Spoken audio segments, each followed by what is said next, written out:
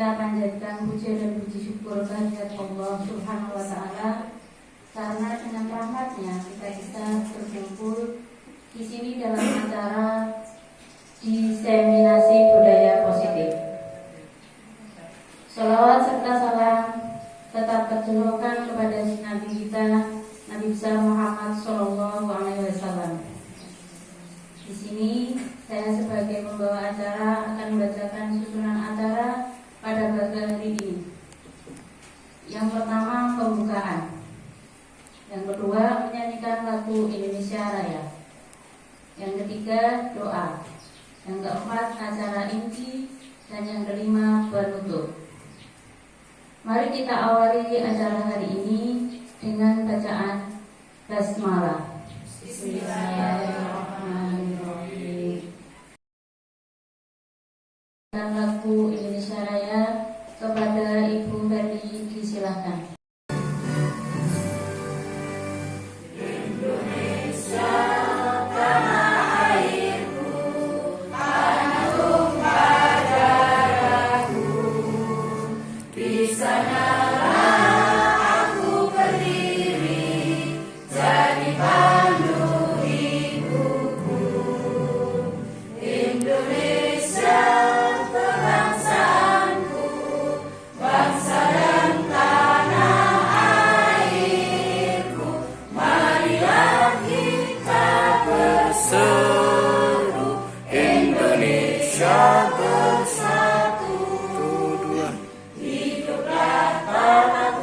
Hiduplah negeriku, bangsaku, rakyatku semuanya. Bangunlah jiwanya, bangunlah badannya untuk Indonesia Raya. Indonesia Raya, merdeka, merdeka, tanahku, negeriku yang ku cinta. Indonesia Raya, merdeka, merdeka, hiduplah Indonesia Raya. Indonesia Raya, merdeka, merdeka, tanahku, negeriku yang ku cinta. Indonesia Raya, merdeka, merdeka, hiduplah Indonesia Raya.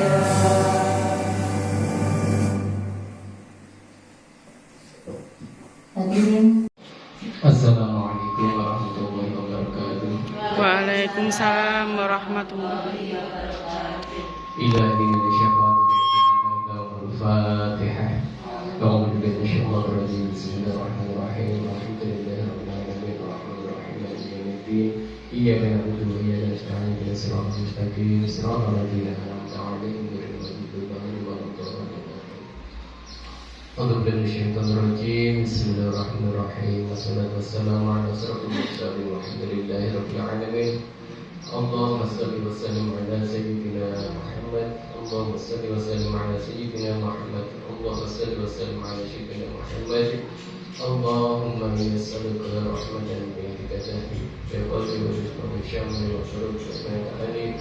Allahumma qina min wahyi wa qini min al-fahmi wa tahdi. Allahumma inni wa zinata wa al-hasan wa hamni. Allahumma lal qalbi bi hidayatika wa man as-samawati wal ardi wa lana wa rahmatika ya arhamar rahimin. Rabbi ij'alni musallah wa min dhurriyyati rabbana wa taqabbal du'a. Rabbana hab lana min azwajina wa dhurriyyatina qurrata a'yun waj'alna lil muttaqina imama. Rabbana zalamna anfusana wa lam taghfir lana wa tarhamna lanakunanna minal khasirin. Rabbana atina fid dunya hasanah wa fil akhirati hasanah wa qina adzabannar. Sallallahu ala sayyidina Muhammad wa ala alihi wa sahbihi wa sallam. Subhana rabbika rabbil izzati amma yasifun. Assalamu ala al-mursalin walhamdulillahi rabbil alamin. Wassalamualaikum warahmatullahi wabarakatuh.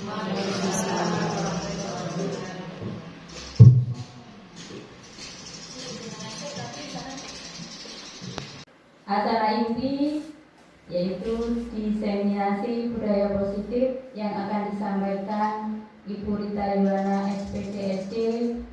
Tempat dan waktu dipersilakan.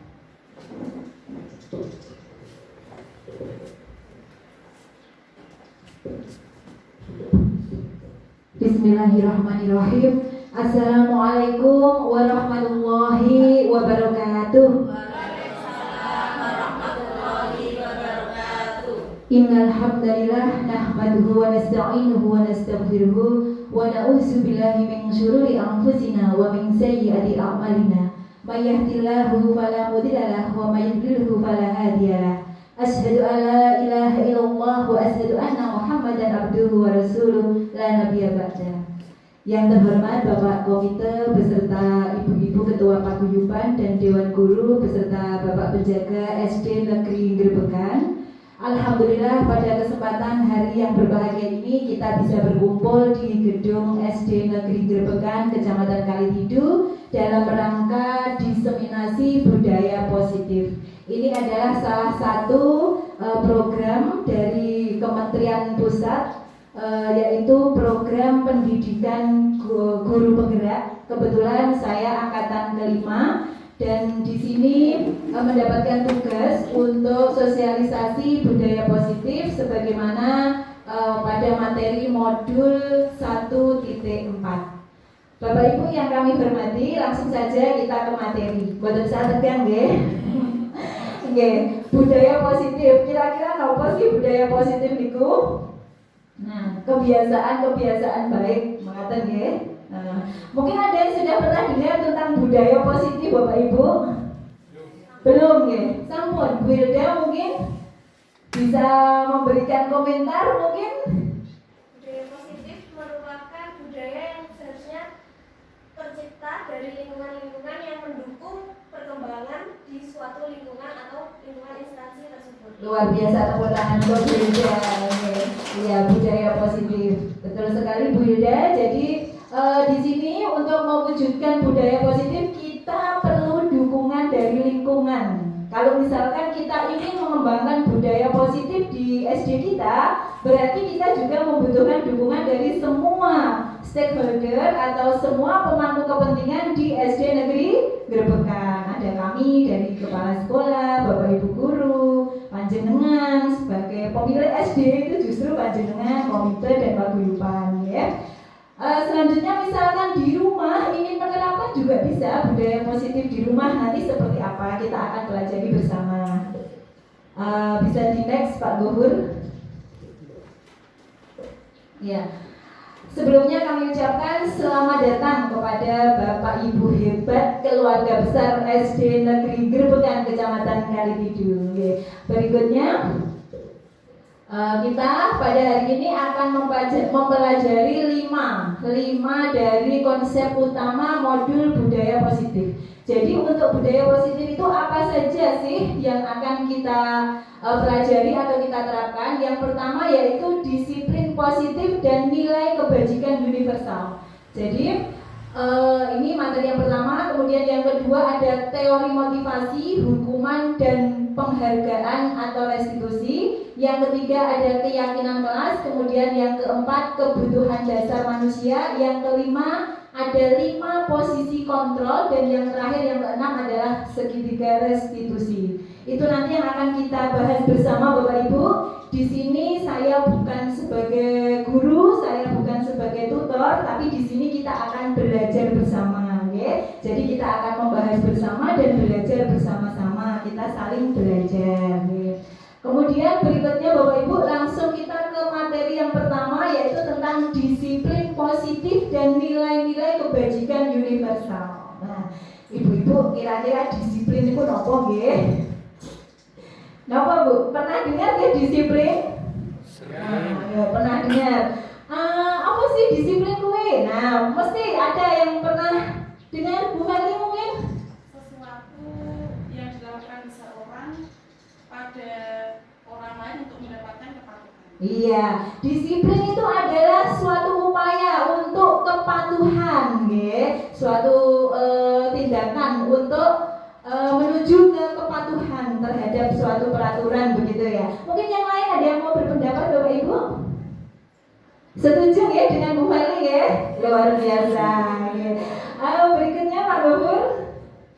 Ya, ini adalah Ki Hajar Dewantara, ya, Bapak Pendidikan kita. Dan benar sekali yang disampaikan Bu Feli bahwa menurut Ki Ki Hajar Dewantara ini, disiplin itu merupakan suatu yang dilakukan seseorang pada orang lain untuk mendapatkan kepatuhan. Tentunya disiplin sendiri itu mempunyai tujuan ya Bapak Ibu. Tidak mungkin ada aturan untuk disiplin tanpa suatu tujuan. Pasti ada nilai-nilai yang ingin diraih atau nilai-nilai yang ingin dituju dari kegiatan dari makna disiplin itu sendiri. Berikutnya Pak Gawur, apa kira-kira tujuan disiplin? Nah, itu Bapak Ibu. Jadi disiplin itu merupakan kontrol diri agar kita bisa mencapai tujuan mulia atau nilai-nilai kebajikan. Jadi ada suatu nilai yang ingin dicapai dari disiplin itu. Misalkan begini, ketika anak-anak tidak boleh terlambat ke sekolah, pasti ada tujuannya itu apa? Tujuannya mungkin biar anak-anak itu tidak terlambat pelajaran, seperti itu. Kemudian ada lagi, ketika anak-anak tidak boleh bertengkar dengan temannya. Dan tujuannya apa? Tujuannya mungkin saling menghormati sesama manusia, seperti itu. Jadi ada nilai-nilai positif atau nilai-nilai kebajikan yang ingin dicapai dari tujuan disiplin tersebut. Nah, nilai-nilai kebajikan itu apa saja sih? Nah, ada banyak sekali nilai-nilai kebajikan. Bisa next Pak Gubernur. Nah, nilai-nilai kebajikan itu ada. Ini akan saya sampaikan nilai-nilai kebajikan dari 6 institusi atau organisasi. Kira-kira apa saja? Gitu, 6 nilai-nilai kebajikan. Yang pertama adalah nilai profil pelajar Pancasila. Nah, ini yang sering kita dengar di kurikulum Merdeka. Betul ya Bapak Ibu ya? Pernah dengar ya untuk profil pelajar Pancasila? Yang pertama apa? Di situ ada beriman, bertakwa kepada Tuhan Yang Maha Esa dan berakhlak mulia. Mungkin ketika anak diharuskan pagi mengikuti kegiatan mengaji atau sholat duha oleh Bu Nilna mungkin. Nah, sebenarnya ini ada nilai-nilai positif atau nilai-nilai kebajikan yang ingin kita tuju supaya anak-anak tuh bisa meraih itu. Nilai itu tuh apa? Nah, jadi kita terapkan disiplin anak-anak harus mengikuti kegiatan mengaji seperti itu. Jadi ada nilai-nilai kebajikan. Yang kedua dari profil pelajar Pancasila adalah nilai mandiri. Nah, mungkin anak-anak diharuskan atau tidak diharuskan ya, ada kegiatan ekstrakurikuler. Nah, kamu harus ikut ekstra pramuka. Kenapa? Nah, ini ada nilainya. Jadi kita tidak hanya membuat disiplin, membuat aturan, tapi tidak ada nilai yang ingin kita capai. Jadi untuk pramuka misalkan ada nilai-nilai kemandirian di situ. Kemudian yang ketiga bernalar kritis. Yang keempat berkebinekaan global, yang kelima gotong royong, dan yang keenam kreatif. Ini adalah 6 dimensi dari profil pelajar Pancasila yang sekarang diterapkan di kurikulum Merdeka kelas 1 dan kelas 4. Sementara baru 2 kelas yang menerapkan. Untuk berikutnya, ini hanya sekedar kita tahu aja untuk pengetahuan bersama. Ada nilai kebajikan dari Ibu Primary Years Program. Nah, itu toleransi, rasa hormat, dan lain sebagainya, sampai komitmen, percaya diri. Jadi banyak sekali nilai-nilai kebajikan, ya? Kebajikan universal yang bisa kita raih dari disiplin. Langsung Pak Gubernur berikutnya.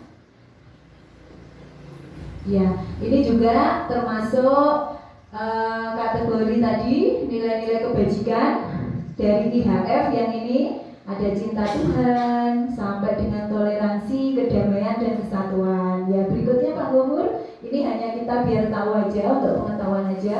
Yang keempat adalah nilai universal, kebajikan universal dari keterampilan hidup dan petunjuk seumur hidup. Nah, itu ada keterampilan hidupnya dapat dipercaya, tulus hati, kemudian petunjuk hidupnya ada kesabaran, peduli, nah, berorganisasi, dan lain sebagainya. Lanjut Pak Gubernur.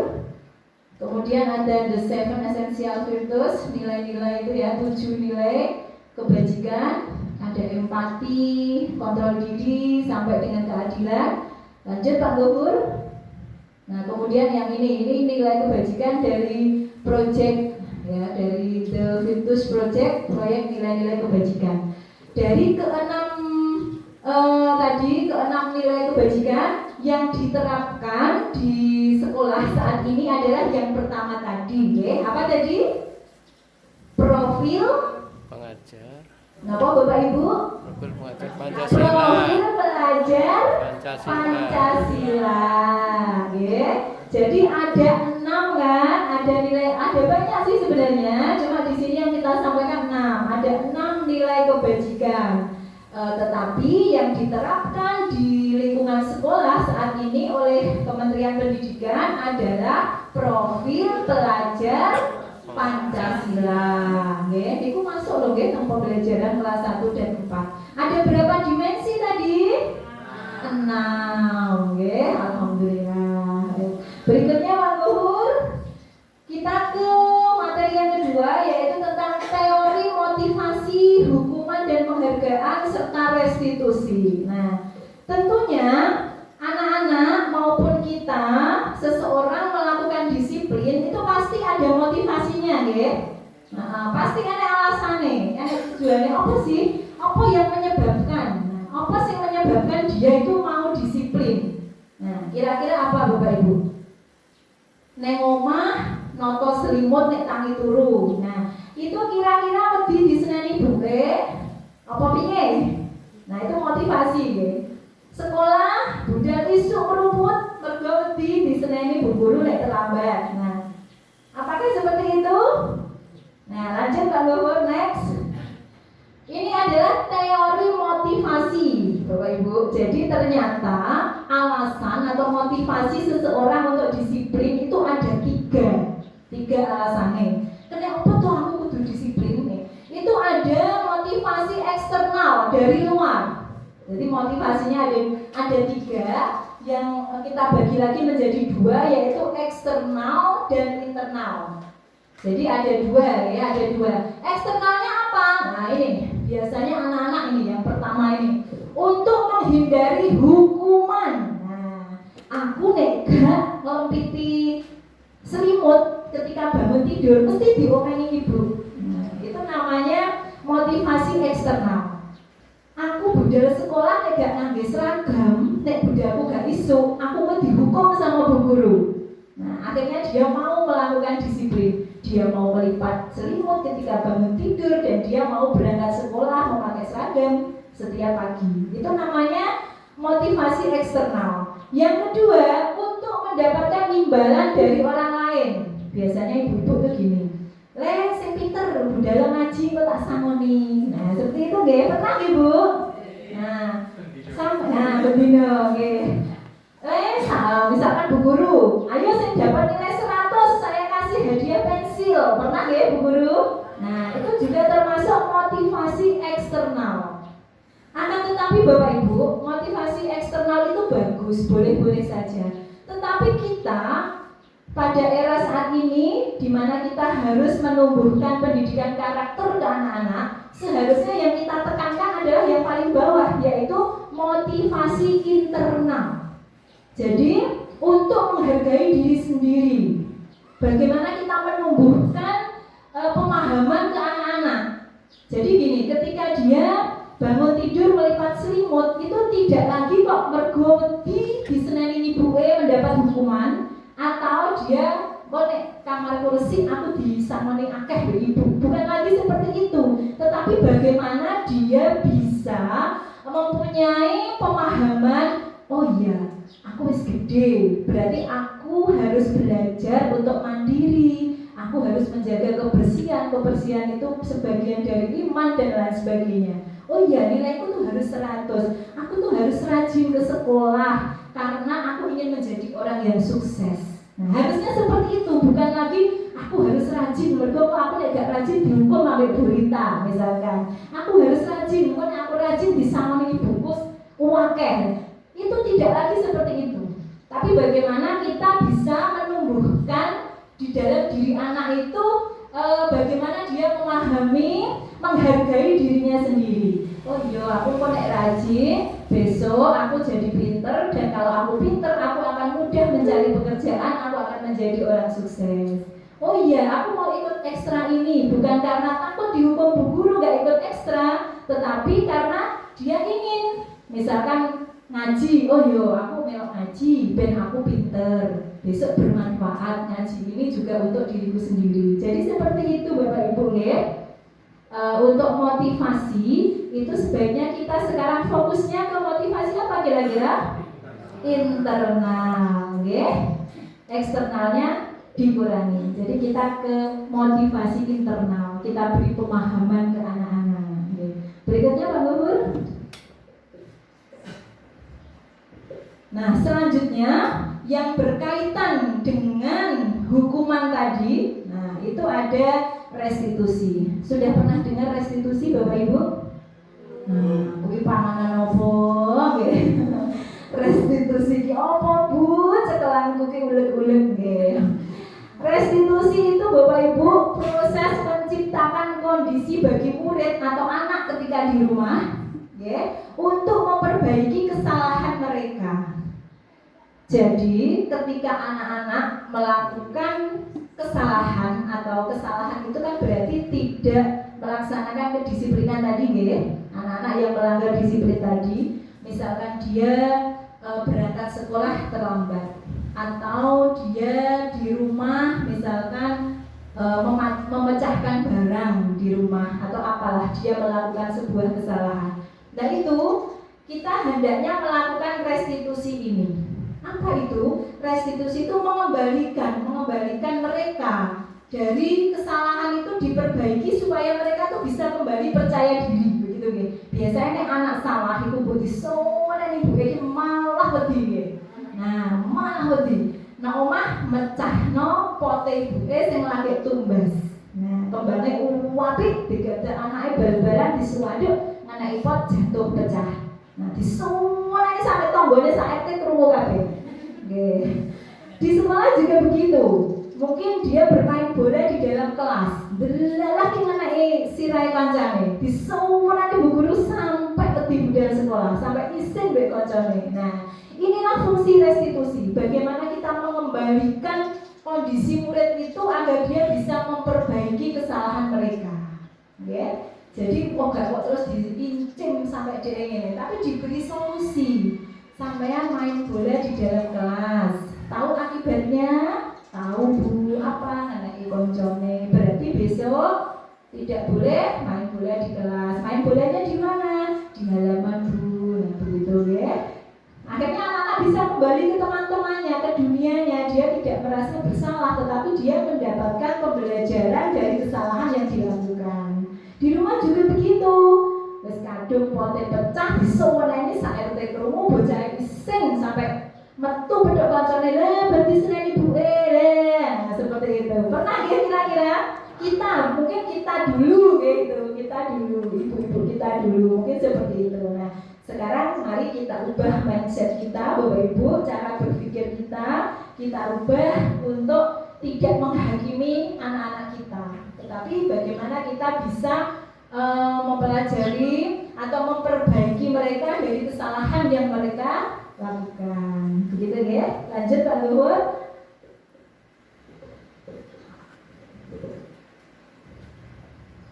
Next. Nah, ciri-ciri restitusi itu apa? Yang pertama, bukan untuk menebus kesalahan, namun untuk belajar dari kesalahan. Sampean wis mecah pote bunge, sampean gak tak kei sangu 3 dino. Nah, bukan seperti itu. Tetapi belajar dari kesalahan. Lho nak, sampean main bola nang teras. Iki enek pote ibu saiki pecah. Besok lagi kalau main bola jangan di dekat pot ya. Seperti itu ya. Jadi orang terus bukan menebus kesalahan. Wes kesalahanmu iki tak samuni 3 dino wes. Rasa kondo tambah tak kei mangan sampean. Pernah ya? Seperti itu. Jadi kita belajar dari kesalahan. Kemudian yang kedua, memperbaiki hubungan. Nah, biasanya anak itu kalau sudah melakukan kesalahan tuh pasti takut gitu ya. Mesti dia tetap di dalam hatinya tuh merasa takut dengan ibunya, kalau di rumah mungkin, kalau di sekolah dengan bapak ibu guru. Nah, Ini dengan restitusi tadi, dengan kita mengembalikan anak untuk belajar dari kesalahan tadi, itu bisa memperbaiki hubungan kita dengan anak-anak. Akhirnya anak-anak kan nggak takut dengan kita, tapi dia kan, oh Pak Guru baik, Bu Guru baik, oh ibuku nggak seperti Mak Lampir, kan begitu, oke? Ibu saya baik, gitu. Kemudian tawaran bukan paksaan. Nah tawaran itu gini, wes saiki berhubung pote ibu wes pecah piye iki? Ya Bu, kita bersihkan bersama, apa piye, dikasih tawaran. Besok lagi nek main ojo nang halaman, nah itu tawaran. Jangan lagi bermain di dalam kelas, itu tawaran, nggih, mainnya di lapangan. Kemudian restitusi itu menuntut untuk melihat ke dalam diri. Nah, melihat ke dalam diri. Sampai itu hebat, sampai itu pinter. Jangan sampai melakukan hal-hal yang merugikan diri sendiri. Nah, diberi penguatan, ya. Kemudian mencari kebutuhan dasar yang mendasari tindakan. Ada cara yang paling baik, kemudian fokus pada karakter bukan tindakan. Nah ini loh Bu, yang terpenting itu kita bagaimana menumbuhkan karakter tadi loh ya, ke anak-anak. Kemudian fokus pada solusi. Nah solusinya piye? Wes kadung pote pecah, wes kadung koncone kena bal mau sirahe wis kadung bendol. Apa bocah iki diseneni apa itu menyelesaikan masalah? Mboten to nggih? Nah, anak-anak yang melakukan kesalahan kalau dia dimarahi itu kan tidak akan menyelesaikan masalah. Tambah nambahi masalah. Bocah merengguk mau mulai minggat dan sing sedih ibuke ya. Jadi kita fokus pada solusi. Wis ki solusine piye? Barang wis kadung, ngoten nggih. Kemudian yang terakhir mengembalikan murid yang berbuat salah pada kelompoknya. Ini loh Bu. Jadi ketika anak itu hanya dihukum tanpa diberikan solusi, itu nanti ini yang ke-9 ini. Dia itu ke kelompoknya itu dia akan merasa mungkin minder, begitu nggih. Dia yang sering anak-anak yang sering dimarahi itu pasti beda. Ya pasti beda. Jadi kita kembalikan pada kelompoknya, biarkan dia mempunyai kepercayaan diri lagi dengan cara belajar dari kesalahan, bukan menghukum, ya. Itu restitusi yang harus kita laksanakan untuk meraih atau mewujudkan budaya positif. Berikutnya Pak Guru. Nah, sekarang kita akan belajar tentang keyakinan kelas, karena kita di sekolah, ya. Kalau di rumah mungkin boleh membuat keyakinan di rumah boleh. Ini saya buatkan contoh keyakinan kelas karena kita di lembaga sekolah. Apa itu keyakinan kelas? Nah, keyakinan kelas itu sejenis peraturan Bapak Ibu. Kalau dulu namanya peraturan, tapi kalau sekarang kita sebut keyakinan kelas. Jadi begini, kalau peraturan itu ya, anggap aja itu back song ya. Musik pengiring ya. Dan itu nggak ada di tempat lain, hanya ada di Bukan. Luar biasa kan ya. Apa bedanya keyakinan kelas dengan peraturan?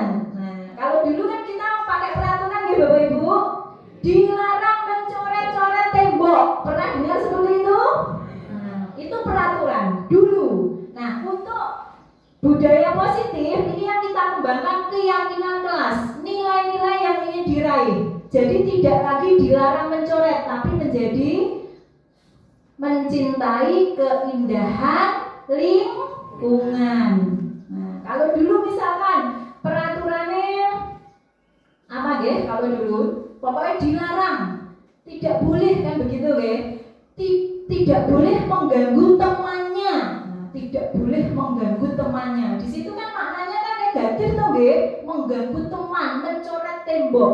Anak-anak sing gak berpikiran mencoret akhirnya kan jadi mencoret. Karena anak-anak itu kan selalu ingin mencoba, gitu. Dilarang mengganggu temannya. Akhirnya dia ganggu dengan kata-kata itu kan dia jadi tahu hal-hal negatif. Nah, sekarang kita budaya positif, tidak lagi menyebutkan dilarang mencoret-coret tembok, tetapi menjaga keindahan lingkungan. Yang kedua, enggak dilarang mengganggu temannya, tapi keyakinan kelas kita rubah, mencintai sesama teman, seperti itu. Di rumah juga gitu Bu.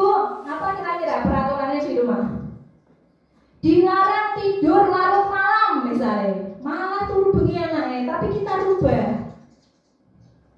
disiplin waktu, seperti itu.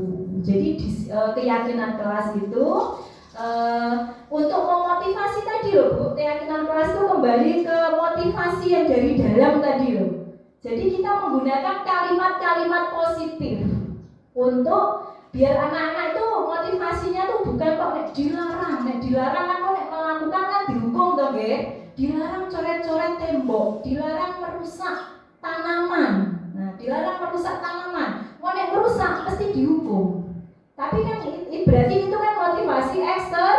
Nah, kita ganti kalimatnya, keyakinan kelas ini. Kita ganti mencintai lingkungan, menjaga keindahan lingkungan. Berarti kan dia yang tumbuh, oh saya itu harus menjaga keindahan lingkungan. Caranya gimana? Berarti nanti kita tanamkan nilai-nilai yang lain, buang sampahnya pada tempatnya. Tidak boleh coret-coret, kan sudah masuk di situ kan ya? Tapi kan yang tertanam bukan kok tidak bolehnya, tetapi yang tertanam adalah nilai untuk menjaga keindahan lingkungan tadi. Lanjut Pak Gubernur.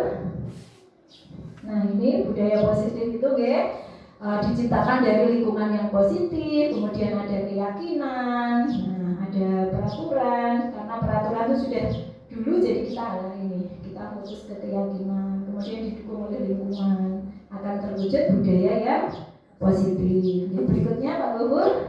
Nah ini Bu, ini contohnya.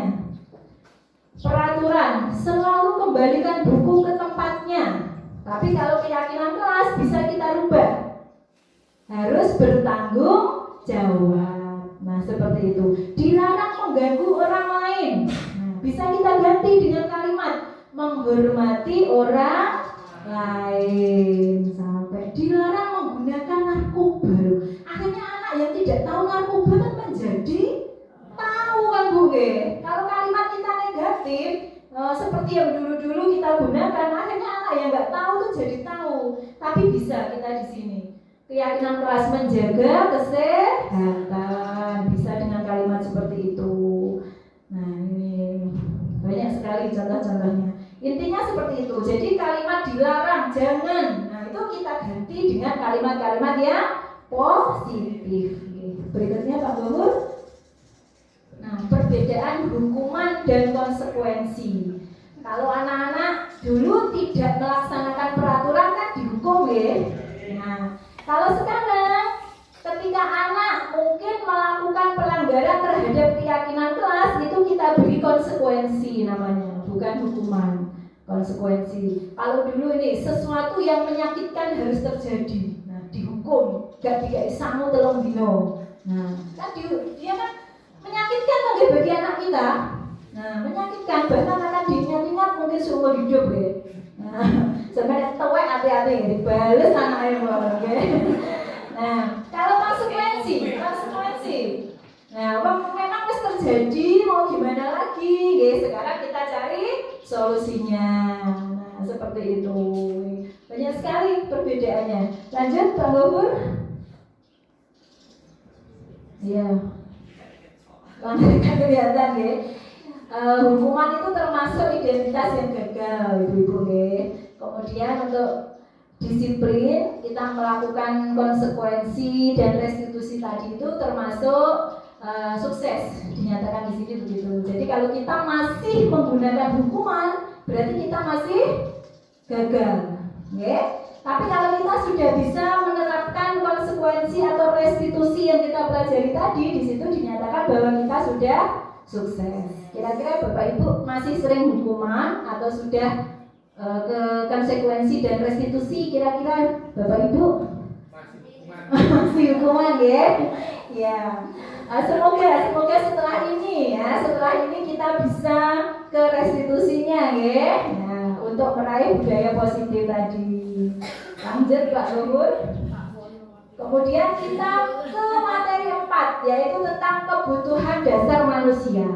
Kenapa sih kok uangnya gak boleh dihukum? Kenapa? Nah, karena manusia itu semua anak kan manusia bukan? Semua manusia itu punya kebutuhan dasar. Dia membutuhkan kasih sayang dan rasa diterima.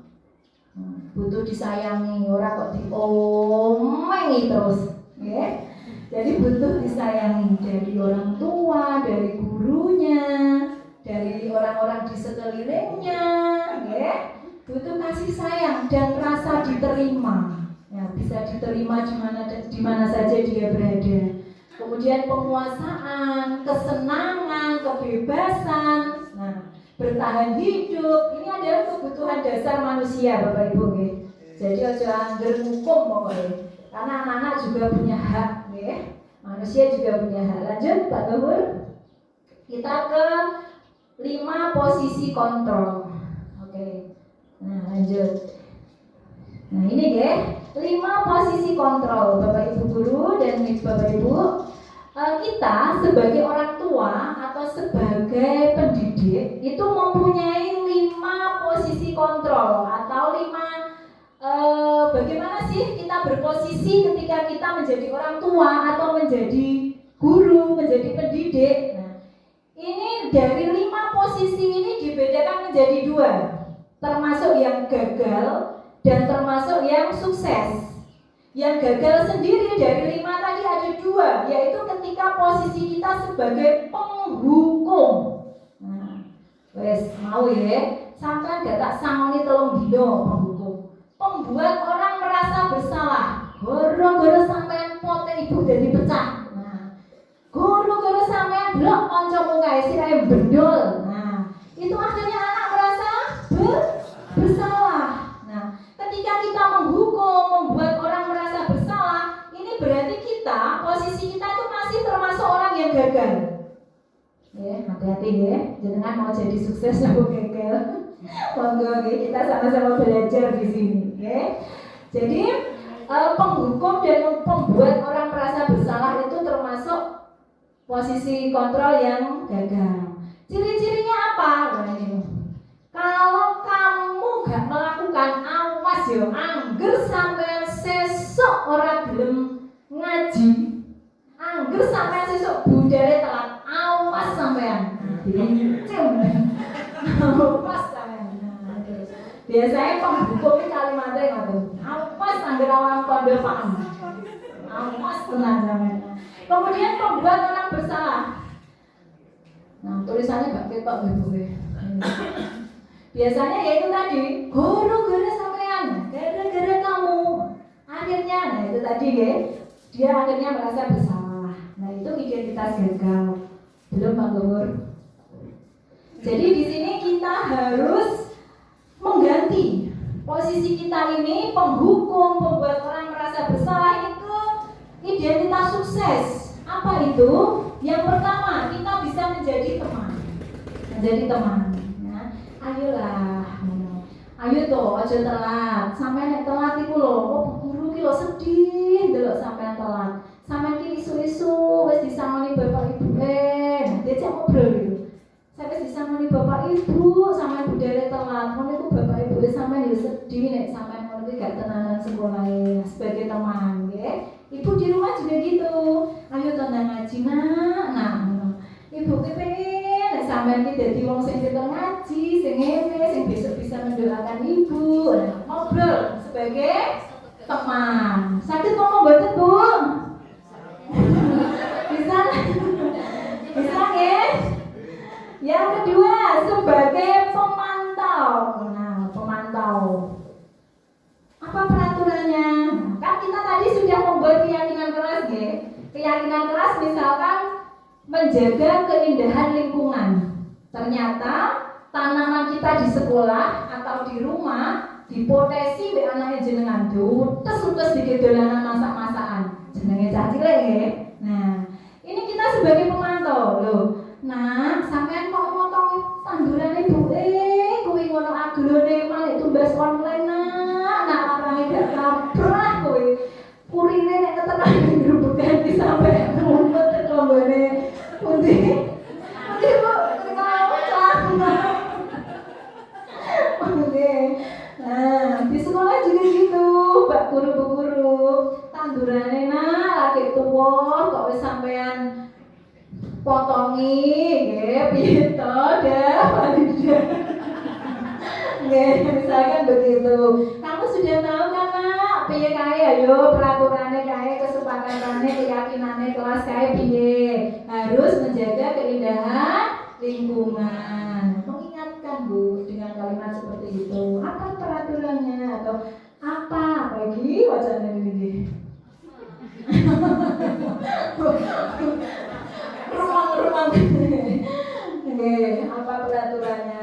Ini sebagai pemantau. Kemudian yang terakhir sebagai manajer. Nah, sebagai manajer dengan sering berkata ini, apa yang kita yakini, apa yang akan kamu lakukan. Nah, mergo wis kadung diutus-utus, piye saiki ayo sampean iki wis kadung utus-utus piye? Berarti membersihkan, mungkin saya akan membersihkan ini Bu, saya tidak akan mengulangi Bu, saya akan menyiram tanaman ini supaya nanti tumbuh lebih subur lagi Bu. Nah, jadi di situ sebagai manajer tuh kita lebih ke solusi, ya.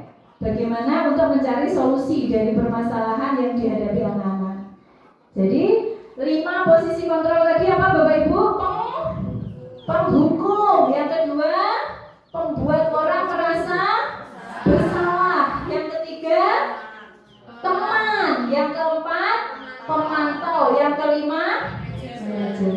Bosan ini monggo ibu-ibu. Aku ki wes sebagai opo. Nah, itu yang tahu kan hati nurani ibu-ibu sendiri. Napa jenengan ki sebagai penghukum. Nah, iki sing pirsa jenengan. Monggo kira-kira jenengan mlebu sing endi, Bu? Pak Uri yakin nek penghukum ya. Tidak apa-apa, karena kan kita belum belajar budaya positif ya Bapak Ibu. Yang penting mulai sekarang, mari penghukum, membuat orang merasa bersalah ini kita ganti dengan identitas kesuksesan, yaitu kita bisa menjadi teman, pemantau, manajer. Kalau dulu itu orang kan sering menghukum, sering marah itu kan karena mungkin pengen dihormati ya Bu ya. Guru ini pokoknya mau, nek bocah ini gak hormat DDE. Itu kan dulu ya. Nah ternyata sekarang nilai-nilai yang harus kita tanamkan itu ini Bu. Kita harus tidak lagi menjadi orang yang penghukum dan membuat orang merasa bersalah, tapi menjadi teman, pemantau, manajer ini ya, dengan kalimat-kalimat ini. Lanjut Pak Gubernur. Nah, untuk melakukan restitusi tadi itu ada 3 tahapan yang disebut dengan segitiga restitusi. Apa tahapannya? Mari kita perhatikan berikutnya, Pak Gubernur. Yang pertama adalah menstabilkan identitas. Jadi ketika anak melakukan kesalahan, dia misalkan di kelas main bola mengenai kocok pecah, biar aja langsung bocah ini mesti kandani bola balik jitu jangan banget di kelas masuk anak sopo apa alah kok ini ya.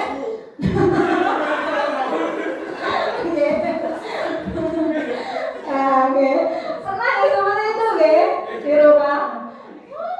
Ada sopo ya di rumah ya. Bapak mau sekolah kok ya. Kadang-kadang buri nih kok sekarang. Oke, itu dulu. Sekarang harus menstabilkan identitas. Ya Allah, kacanya pecah. Ada yang kena blade-nya enggak? Nah, seperti itu dulu. Ojo langsung bocah ya. Ada yang kena enggak? Gimana ini tadi? Ya Allah, enggak apa-apa semuanya aman. Nah, gitu dulu Bu. Gak kena sampean tole, gak kena sampean dulu, gak apa-apa toh. Nah, seperti itu. Kita stabilkan dulu, oke? Kesowen ayo men ngene. Omeng ya wis. Malah nek bapake ngoten niku kaya juara keselnya iki. Ben bapake krungu kan. Nah, kita stabilkan identitasnya dulu, kondisinya kita stabilkan. Setelah stabil, piye-piye dipastikan aman, baru validasi tindakan yang salah. Nah, sopo ki mau sopo sing niki misalnya di sekolah. Ini Bu misalkan. Sinten putrane Bu Su? Tama. Tama Bu, Tama. Ya sampean tadi kenapa Nak? Sampai kok iso sampai koncone pecah ki kenapa? Tanya alasannya. Saya main bola Bu, gak sengaja Bu, tak saduk Bu, kena kaca pecah. Ya sampai kok main bola menjeru kena opo. Lah tadi diajak teman-teman Bu, nah, diajak ngobrol, cari alasannya dulu. Jadi divalidasi tindakan yang salah itu ditanya alasannya, kenapa diajak ngobrol. Tentu saja ngobrolnya dengan posisi tadi sebagai teman, pemantau dan manajer. Ojo kok bener sengaja iki melakukan restitusi tapi gayanya jadi gaya penghukum. Ya, tapi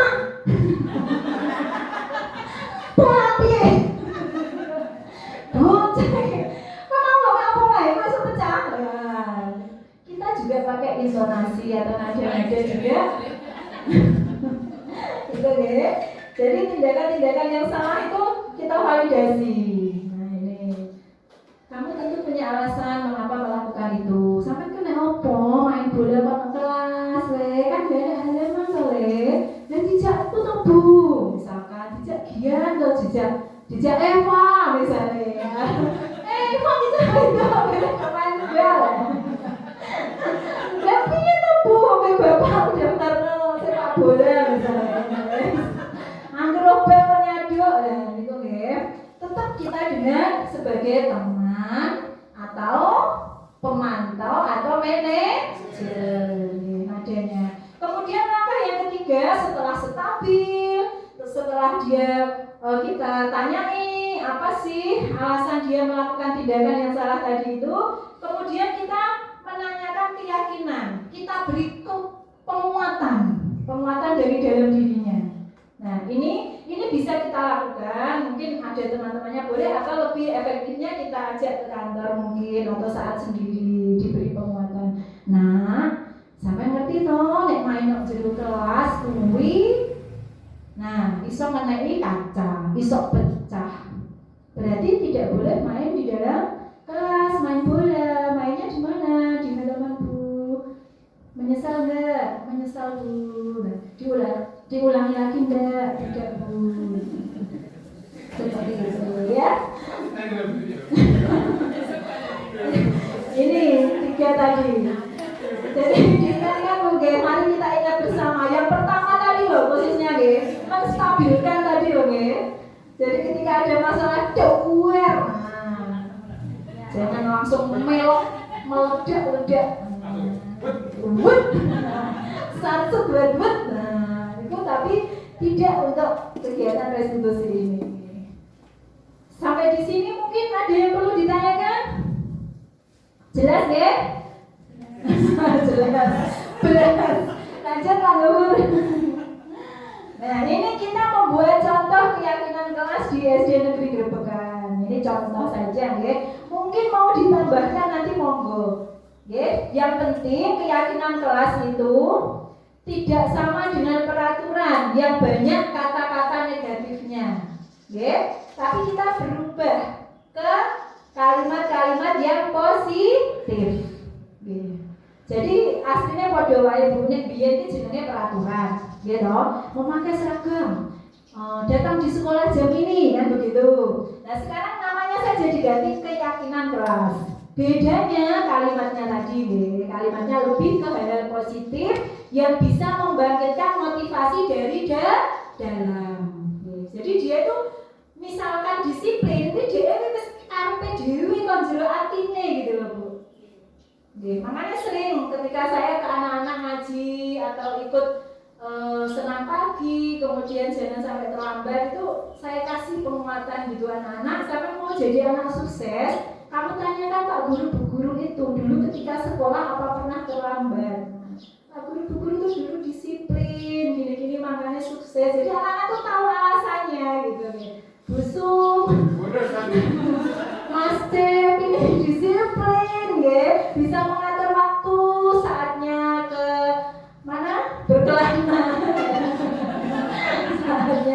Saatnya ke sekolah kapan? Saatnya harus membantu orang tua jam berapa?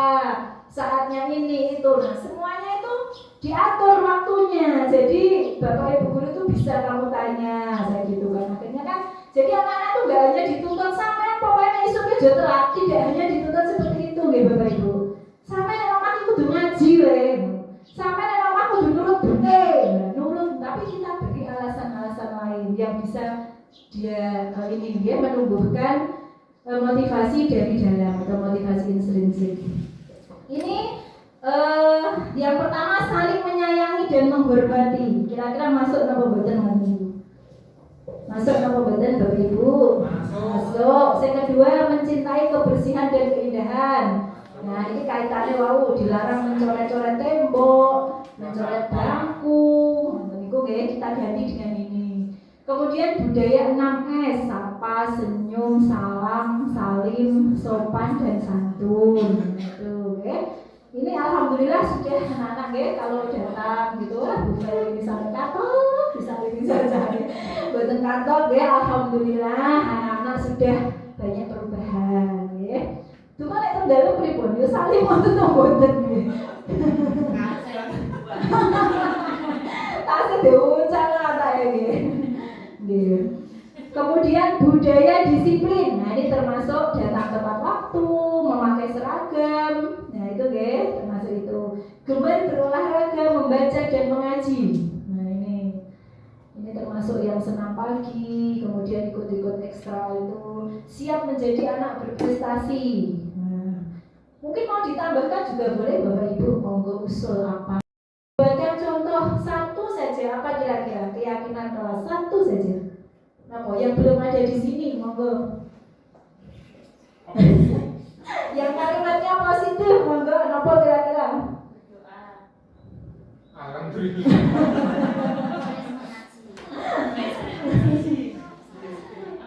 Apa kira-kira?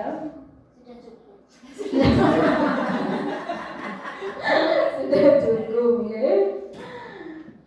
Atau tadi boleh menjaga kesehatan tadi ya. Menjaga kesehatan boleh. Menjaga kebersihan. Ini mencintai kebersihan dan keindahan.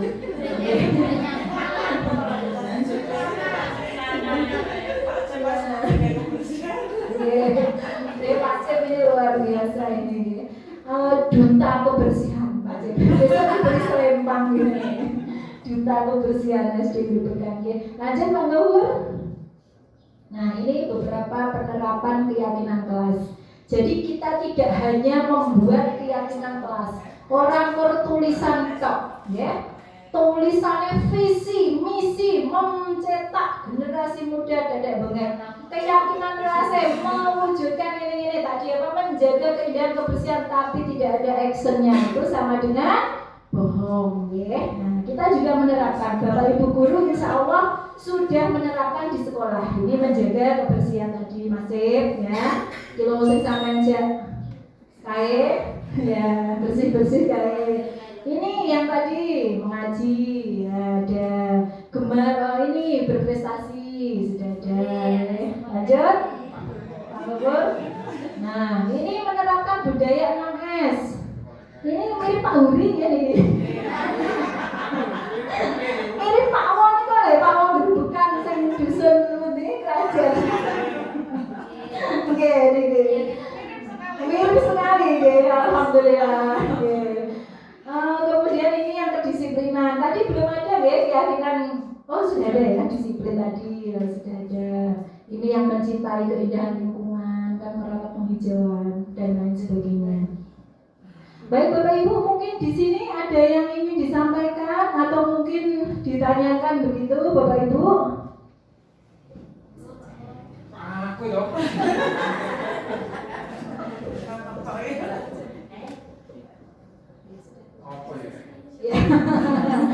Ya, mungkin sudah sangat jelas sampai nggak ada yang perlu ditanyakan ya. Oke, monggo. Kalau seumuran saya, mungkin untuk merubah mindset itu masih sulitan. Iya. Jadi kalau dari anak-anak mungkin bisa. Oke. Karena memang gimana ya, waktu kita didik dulu memang nggak begitu. Iya. Nggih, betul sekali. Ini Pak Uri menyampaikan dia berbagi di sini. Kalau seusia kita merubah mindset seperti itu sulit, memang harus dari anak-anak. Nah, bagaimana apa yang harus kita lakukan? Nah, setidaknya kita bisa tadi merubah posisi kontrol tadi, ya. Kalau dulu kita dihukum, kita dibuat selalu merasa bersalah, dimarahi ketika melakukan kesalahan. Nah, sekarang kita jangan melakukan itu ke anak-anak kita, ke murid-murid kita.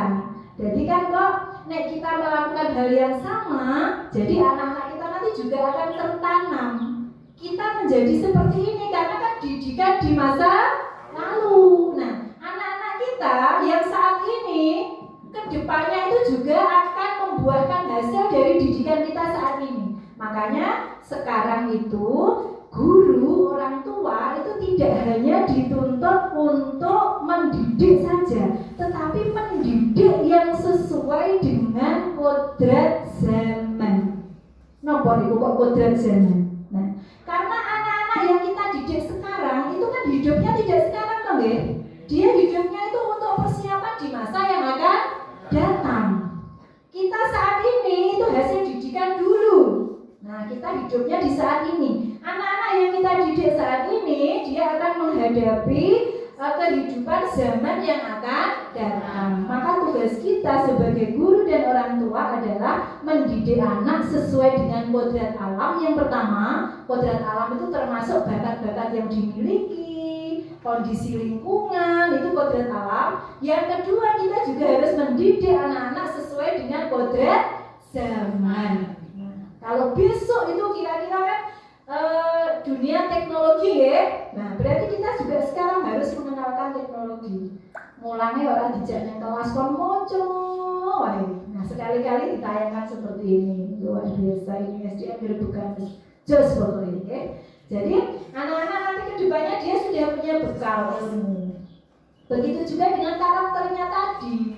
Kalau kita sudah terlanjur hasil didikan dulu, berarti sekarang posisi kontrol kita harus dirubah supaya anak-anak kita besok menjadi seperti apa yang kita berikan saat ini. Jadi posisinya, kalau merubah sudah sulit, berarti yang kita rubah adalah cara kita, posisi kita tadi dari dua penghukum dan pembuat orang merasa bersalah menjadi apa tadi Bapak Ibu? Aduh, teman, pemantau, manajer, cak ngobrol sama bu anak ini, kira-kira seperti itu, ya. Mungkin yang lain, Bapak Ibu. Emosinya anti kontrol. Nangis, kadung darah tinggi, gawan bayi, yang buah, gitu. Nangis kadung gawan bayi, itu yang susah, gitu. Ya, mungkin cukup sampai di sini ya Bapak Ibu. Ya, cukup sampai di sini yang kita sharingkan. Semoga bermanfaat untuk kita semua untuk mewujudkan budaya positif baik di lingkungan kita, khususnya di lingkungan SD Negeri Grebekan Kecamatan Kalibidu. Terima kasih atas perhatiannya Bapak Ibu. Sekali lagi semoga bermanfaat untuk kita semua dan saya akhiri billahi taufiq wal hidayah. Wassalamualaikum warahmatullahi wabarakatuh.